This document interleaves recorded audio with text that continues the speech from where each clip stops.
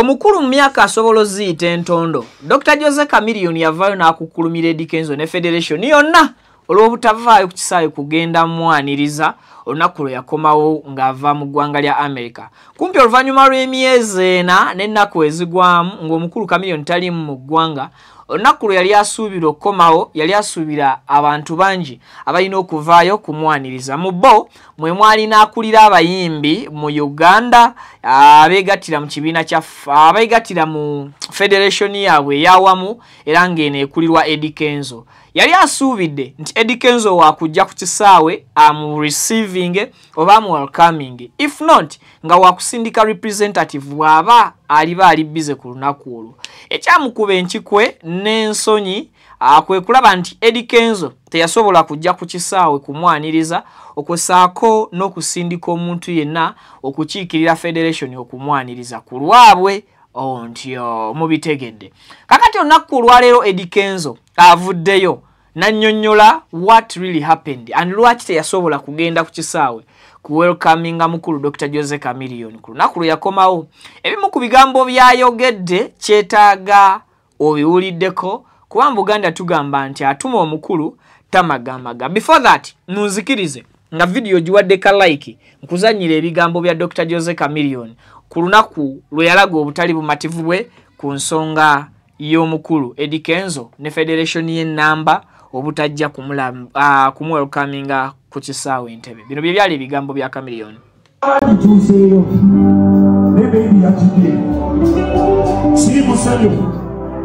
Na Uganda National Resources Federation owenso omuyoka oba bbiri benavano nga Ssabalwanyi mu music nagenda embeera ndi mwena mwana basekiri ensi yonna nensabira nsooke nkomewo Mukama mulungi nekola ki nekoma obulungi nze omu ku bantu abantu epiga Federation eyo kyabadde kyakuswala nnyo tebanyanirizayo nga mukwano gwabwe mwine munnaabwe kyannumye nnyo tebatumiyadde omubaka lwabula batugamba nti music tuli waki tuli wamu obubaka buno babwotuusize ba president wa Federation ne kabineti yammwe saagala kumpalitiibwa naye tubeere bantu ekyo kyekimu ku mirimu gya Federation kulaba obulungi bw'abayindi b'eggwanga naye ekizaako mwalaze empisa ensiiwuufu temwatumyadde omuntu okunyanyiriza limunyiikaavu kyekituufu. Ebyo bye bimu ku bigambo bya Dr. Jose Chameleone bye yagenda maaso n'okwogera ku lunaku lwe yalaga obutali bumativu bwe eri Federation. Now nze ng'omuntu nga sinaba nakutwala ku bigambo bya Eddie Kenzo olwaleero byayanukudde Chameleone, ngenda kusooka nkugambe nti Dr. Industry byagikoledde yali badde teyeetaaga kusaba muntu yenna kujja kumubeererawo, era yali badde tatwala kwemulugunya kwe ku muntu yenna ataasobola kujja. Omu ku bantu abakulembera Federation era nga ye mukulu ali ku top Uganda Musicians Federation ye Eddie Kenzo, naye ensonga gye yawa era mpaka nakati jawa public nti yamuviirako okunyiigira omukulu His Excellency Robert Kyagulanyi Ssentamu oba Bobi Wine yali nsonga ya butampickinga ku kisaawe yava mu Ivory Coast. Olunaku olwo lwali lwa busungu mu bulamu era Eddie Kenzo agamba ali lujjukira omuntu gwe yali asuubira gwe yali akoze naye appointment okulaba nti amunona ku kisaawe ku lunaku olwo ate okubeera nti yamudisappointinga ku lunaku olusembayo. Kifaanagana nnyo nnyini ddala n'ekya Dr. Jose Chameleone nti Chameleone yaliwo nga Federation etandika era yali omu mu abo abaali mu Federation ng'ezimbibwa and now akyali mu Federation eyo ekya operatinga. Kyansonyi bw'abanga ye nga Dr.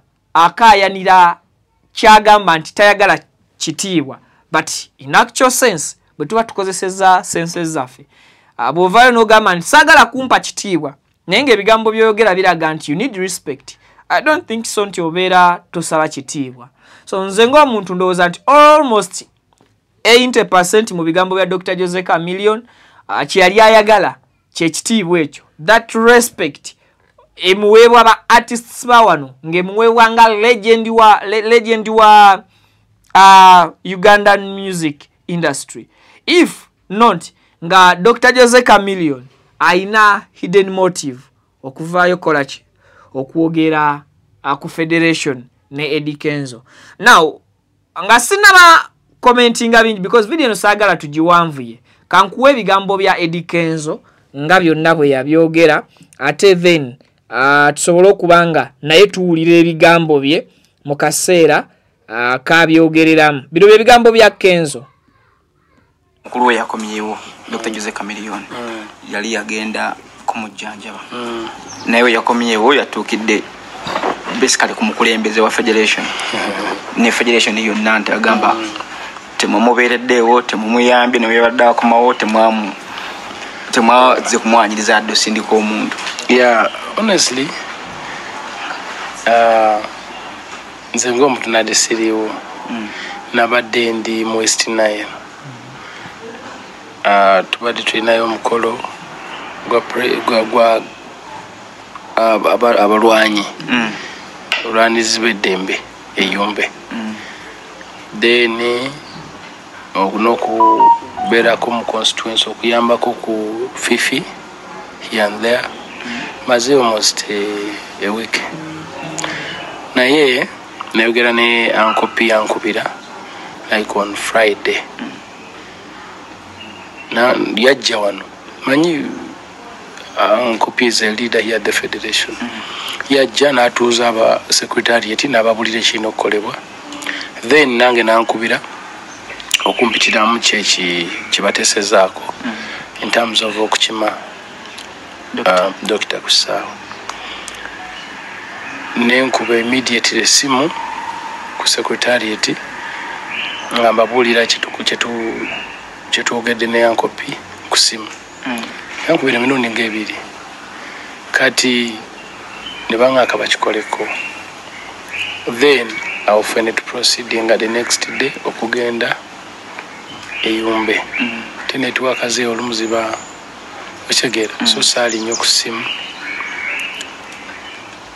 naye nange nalabye nga tebansindikira video nkamiri ekola ki atuuka complaininga nti byetwateesaako wano ne Uncle ndowooza tebabikola nenkuba ku secretariat wane essimu ne baŋŋamba nti bakubira Uncle nga takola ki nga takwata kakati ate nabo ne bakola ensobi ne batagenda mu maaso nakyo bali balina kukola lwa nsonga mbu bali baagala sooka funa confirmation kuva Uncle kati awo nabo mbanenya abasecretariat yaffe wano naye nga next time tujja kukitereeza ekitegeeza abadde tayagala muntu mu buntu yabadde n'ebintu byayagala nedda yadde ayagala abantu bino byali byaffe naye yennyini abali tabimanyi bye twateesaako ye nga Chameleone ali tamanyi nti tulina kye twali tupulaning kati ye konsani ye yabutatulaba which mutuufu oba ekitegeera and Uncle wabanga vice president Uncle vice president era yabaddewo ne kati omayize brother kati ebiseera ebisinga yamulabira mu kategori eri ava matches erida here naye ayina wamulabira nga osanga yamulabanga bro wadagwa mbu alinya mu ngatto bbiri naye we shall have a meeting with him and all shall be well. We love Chameleone ne kenyini mwagala nnyo naye akimanyi naffe wano tumubeereddewo nnyo ne mu kugenda ne mu ddwaliro twa contributinga ku ne bwaba ategese ekyo tubaawo ne tuteekamuko akatono ne tugula obutebo kamu bubiri tumwagala nnyo taike all shall be well. Oli mukulembeze we mu federation ne namba yaginya lwaki bubaka yasaza obuyisiza ku stage buli omu ali actinga mu ngeri ye we all react differently. Abayimbi abadde bangi abavaayo nga boogera ebiri negative ku federation nga bagamba nvuddeyo obuli abadde batonotono kiri wathe okuluzinga Chameleone mu federation. Federation it is here to do so many things. Isingira ddala policy okutereeza mbitunyigiriza in terms of policing no ku unity then nebirala bingi. We are overwhelmed because this is a new organization ate nga nafe abagikulira we are very very busy. I'm a very very busy person. I have to perform, keeping omulimu gwange ng'omuyimbi. N'abalala bonna bali ku secretariat bayimbi bonna bayimba because twayagala tusooke tukozese abantu abakola omulimu guno benyini bekwatire message yaabwe, and they have done a great job so far. Naye ebiseera ebisinga mubamu obutagenze bulungi bwe bayinza otusonyiwa, but we have to all agree nti so far so good. President, bino byatuuse wamukubiddeko ku kasimu oba oli awo n'oyogerako naye? Njamu meeting in person. Mr. Dickenson, Chameleone bwe yabadde akomawo ebimu ku statements yakoze, yabadde yeebaza president omukulembeze we Kaguta Museveni, yamugamba nti y'omu ku bakiriyalinze bills ze ezabadde zimulemeredde mu America eyo ez'eddagala. Well, ng'ekibiina kya federation omuntu bw'abanga alemereddwa personally temuyinza kubeera nga muviirayo, alina kubeera nga atuukirira president. Obuzibu obuliwo ne bannamawulire abamu. Already omusajja mu kunnyonnyola yagambye nti as federation we contributed Dr. ng'agenda mu America okufuna obujjanjabi. Ate at the end munnamawulire n'oddamu n'obuuza the same question efaanagana ne gye baayanukudde. Mwana wa mama Abe kale akakati kwe kuddamu kwa Eddie Kenzo okwe yasobodde okwanukula Dr. Jose Chameleone, but nze ng'omuntu ngenda kugamba nti bino byonna biwanvuwa lwa mawulire, ekyo tukkiriza oba tugaane, tebiwanvuwa lwakuba birina kye bigattako mu music industry. Yes, if reply ya Eddie Kenzo ku nsonga eno eri nti ya communicatinga ne secretariat egene maaso n'enteekateeka ng'ate secretariat egamba nti twa communicatinga ne Uncle P nga bamanyi nti omuntu wakutuuka ku kisaawe essaawa bweziti and nga balabye bigenda maaso because streamers baali bangi on that very day streaming events. Nange saaliwo naye nasobola okuzirabira gye nakola ki yonna gye nali. Of course as a journalist nali manyi wa Chameleone saa meka zagenda okola ki okutuuka ku kisaawe, and of course nga n'ennyonyi oba okola ki oba ogimanyi omanyi n'essaawa zegenda otuuka. Kati tosobola kuŋŋamba nti federation namba egenda kuba temanyi mukulembeze oba memba waabwe lwatagenda akola ki lwatagenda kujja oba lwanajja. So ndowooza wabaddewoko obunafu mu kunnyonnyola ku nsonga eno, but sigenda bigenda into details, mugenda kukkiriza mbalekere wano. Kasita tufunye okuddibwamu kwa bonna ebisigadde Mukama yamanyi.